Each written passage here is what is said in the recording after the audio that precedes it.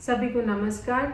आइए कंटिन्यू करते हुए फीवर की सीरीज में नेक्स्ट 2 मेडिसिन हमारी हैं लैकेसिस और नेट्रोम्योर। लैकेसिस एक बहुत ही इंपॉर्टेंट मेडिसिन है, स्पेशली मलेरियल फीवर्स में और इन्फेक्शंस में, जिसमें सेप्सिस होने के बहुत ज़्यादा चांसेस होते हैं। लैकेसिस के फीवर्स में प्रोग्रेस बहुत जल्दी होती है। कई केसेस में तो 24 घंटे में ही इन्फ्लेमेशन से सीधा सेप्सिस में गैंग्रीन की तरफ प्रोग्रेस हो चुकी होती है। इतना सिवियर रिएक्शन होता है। लैकेसिस की चिल्स बहुत ही ज़्यादा मार्क्ड होती हैं और उसमें चिल स्टेज इतनी ज़्यादा है कि पेशेंट को ट्रेम्बलिंग, शेकिंग होने लग जाती है। पूरा पेशेंट कांप रहे हैं, वो स्टिल रहना चाहते हैं, वो इसलिए रज़ाई लेते हैं, वो वार्म रहना चाहते हैं इसलिए रज़ाइयाँ नहीं लेते हैं, और वो चाहते हैं कि कोई उन्हें पकड़ ले, प्रेशर से उन्हें स्टिल रखे ताकि वो शेक करना बंद कर सके। उनके दांत, उनके हाथ, उनकी टंग, हर चीज़ कपा रही है। इतना ज़ोर से उनको चिल्स आते हैं, शेकिंग चिल्स आते हैं। हीट स्टेज में हाथों और पैरों में जलन महसूस करते हैं, चाहे उनका टिप ऑफ नोज ठंडा है, बट जब हम हाथ और पैर उनको टच करके फील करते हैं तो वो गर्म नहीं होते, वो ठंडे होते हैं। उन्हें बहुत ज़्यादा बातें करने का मन होता है, बातें करते हैं, बहुत जल्दी टॉपिक चेंज करते हैं। उनकी टंग भी ट्रेम्बल कर रही है, जैसे टंग में भी कपकपी सी उठ रही है, टंग में हल्की सी रेडनेस भी है, ड्राई टंग है बिल्कुल, और बार बार उबासी ले रहे हैं। यॉर्निंग होती है, कंटिन्यूसली नॉन स्टॉप यॉर्न करते रहते हैं। गर्दन और पेट पर कुछ भी उन्हें टच पसंद नहीं है। कपड़े का भी वो बार बार गर्दन से और पेट से अपना कपड़ा, जो बेडशीट कवर लिया हुआ है उन्होंने, उसको हटा देना चाहते हैं। वो अगर नींद में भी हैं तो भी वो उसे हटा देते हैं। स्वेट स्टेज में जब वो उनका पसीना आता है, वो गार्लिक की जैसी स्मेल का होता है, लहसुन जैसी स्मेल आती है उनके पसीने से। सबसे पेक्यूलियर बात लैकेसिस के पेशेंट्स की नोट करें कि उन्हें सोने से प्रॉब्लम बढ़ जाती है। कोई भी प्रॉब्लम है वो सोने से बढ़ जाएगी। सर दर्द है, खांसी है।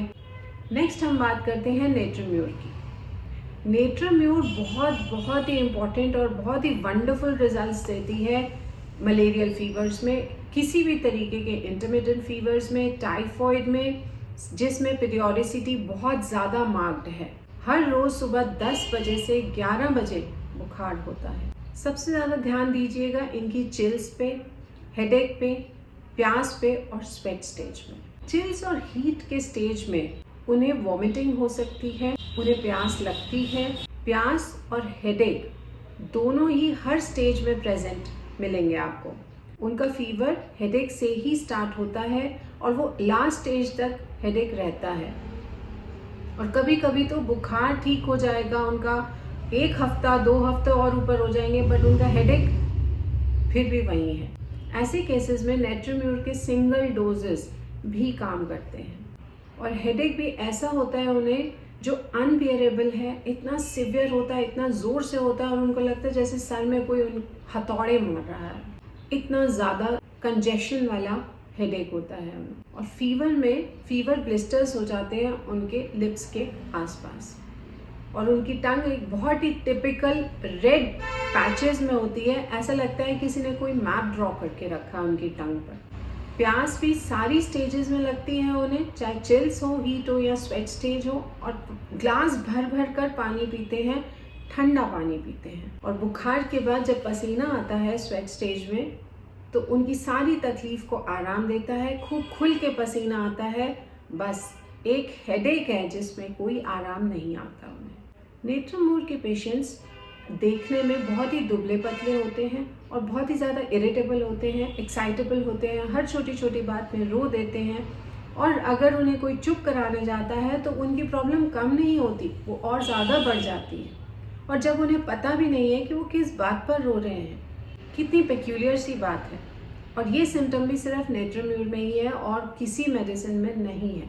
तो ये थी टॉप 10 होम्योपैथिक मेडिसिन बुखार के लिए। तो अब आप जान गए हैं कि आपको सिर्फ अंग्रेजी दवाइयों पर डिपेंडेंसी नहीं है बुखार के लिए। होम्योपैथिक मेडिसिन भी बिना साइड इफ़ेक्ट्स के आपको हेल्प कर सकती हैं बुखार में, और किसी भी तरीके के बुखार में, सिर्फ ज़ुकाम वाला बुखार हो या बहुत ही सीरियस सेप्टिक फीवर्स हो, इंटरमिटेंट फीवर्स हो, मलेरिया हो, टाइफॉइड हो, किसी भी तरीके का बुखार हो, होम्योपैथिक मेडिसिन आपको रिलीफ दे सकती हैं।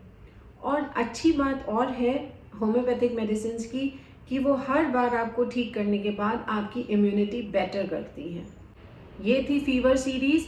आप अपने फ्रेंड्स और फैमिली के साथ ज़रूर शेयर करें ताकि उनको भी पता चले कि वो होम्योपैथिक मेडिसिन ले सकते हैं बुखार के लिए, अपने इन्फेक्शंस के लिए, और उन्हें ज़रूरत नहीं पड़ेगी इतनी स्ट्रॉन्ग दवाएं लेने की जिससे उनकी इम्यूनिटी कम होती है और ख़राब होती है। बुखार तो उतर जाता है बट इम्यूनिटी और ज़्यादा ख़राब हो जाती है, जो कि केस नहीं है। अगर आप होम्योपैथिक मेडिसिन लेते हैं आपकी इम्यूनिटी बेटर होती है और कोई साइड इफ़ेक्ट्स भी नहीं होते हैं, खाना भी इजी है। इसी अवेयरनेस के साथ आप अपनी क्वेरीज और अपना फीडबैक ज़रूर शेयर करें कमेंट सेक्शन में। फिर मिलेंगे। Thank you. Stay connected, stay healthy.